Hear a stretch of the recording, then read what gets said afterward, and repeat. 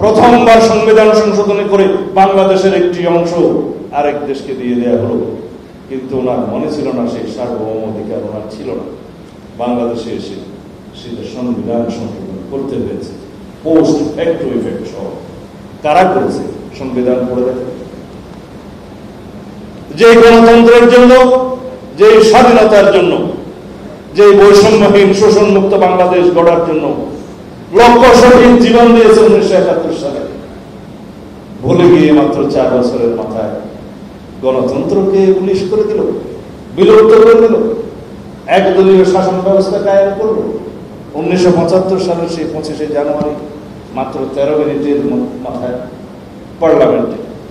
কারা করেছে? এরাই করেছে যারা ফেসিবাদের প্রবক্তা, ফেসিবাদের দোসর।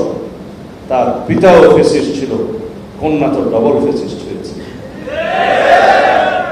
তারপরে বাংলাদেশের যতবারের রাষ্ট্র ক্ষমতায় তারা আসীন হয়েছে, একবার 96-তে বাংলাদেশের মানুষের সামনে তসবি নিয়ে, হিসাব নিয়ে, মাপ চেয়ে তারা একবার রাষ্ট্র ক্ষমতায় আসে। কি করেছে? শান্তি চুক্তির নামে অশান্তি চুক্তি। তারপরে ব্রড মেজরিটি নিয়ে 2008-এর ষড়যন্ত্রমূলক নির্বাচনে 111-এর কুশীলবদের তত্ত্বাবধানে বাংলাদেশের মানুষের অর্জন তত্ত্বাবধায়ক সরকার ব্যবস্থা বিলুপ্ত করে একদলীয় শাসন ব্যবস্থা, একদলীয় রাষ্ট্র ব্যবস্থা কায়েমের জন্য পাকা পুক্তভাবে সংবিধান থেকে সেটা অপসারণ করতে করতে এমন হলো বিনা ভোটের 2014-এর নির্বাচন, রাতের ভোটের 2018-এর নির্বাচন এবং আমি দামি 2024-এর নির্বাচন করে গেল। জীবন বীমা কর্পোরেশন নতুন নতুন পলিসি চালু করে আসছে। জীবন বীমা কর্পোরেশন, এই তাদের ইতিহাস। আমরা এক দফা কখন প্রণয়ন করেছিলাম, ইতিহাস স্মরণ করিয়ে দিই। 2024-এর আমিডামি নির্বাচনের পূর্বে যে সর্বদলীয় সংগ্রাম আন্দোলন চলছে, গঠিত হয়েছে, প্রথমে সেটা হয়েছে 10 দফার আন্দোলন।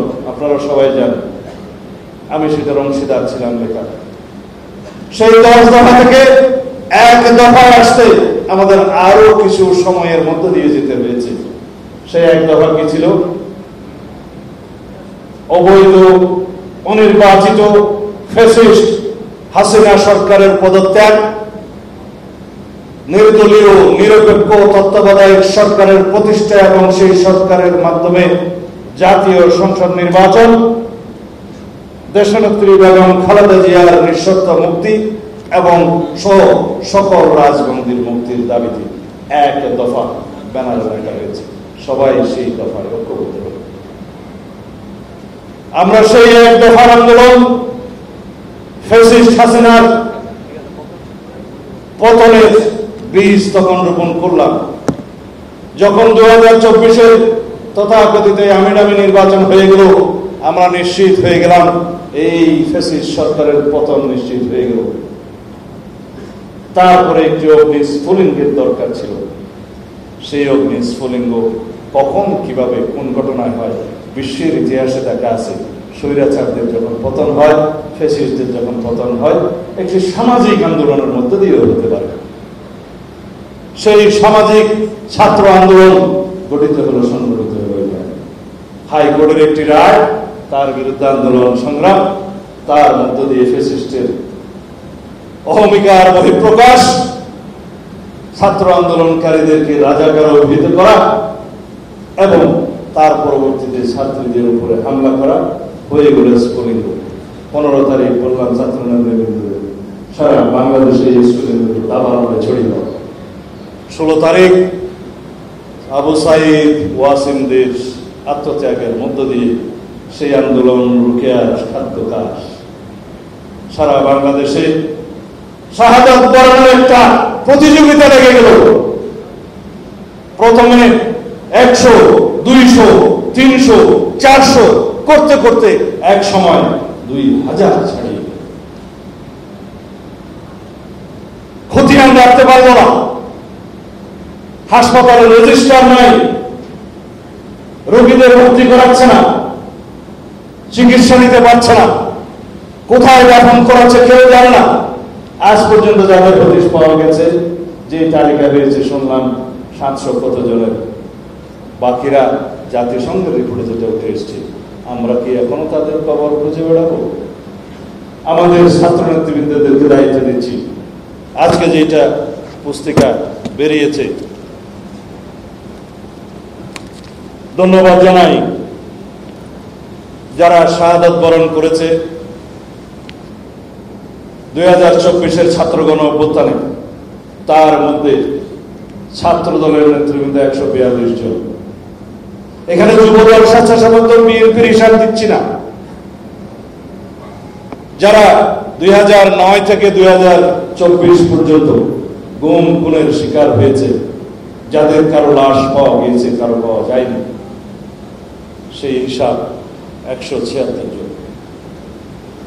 এই 176 জনের রক্তের সিঁড়ির উপর দাঁড়িয়ে জুলাই গণ অভ্যুত্থানে 142 জন শাহাদাত বরণ করেছে শুধুমাত্র ছাত্র দলের।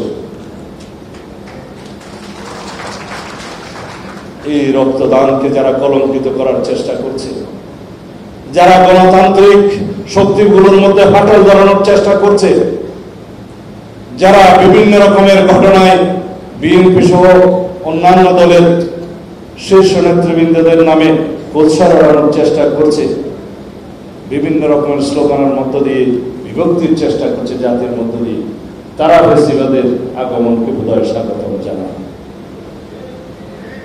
আমরা চাই সেটা বাংলাদেশে ফেসিবাদ কখনো প্রত্যাবর্তন করে, সেটাকে আমরা কেউ চাই? বাংলাদেশের মানুষ চায়? এদেশের মানুষ সেজন্য রক্ত দিয়েছে? অবশ্যই না। একটা বিষয়ে আমাদের ঐক্যবদ্ধ থাকতে হবে, এই দেশে কখনো আওয়ামী ফেসিবাদের জায়গা হবে না।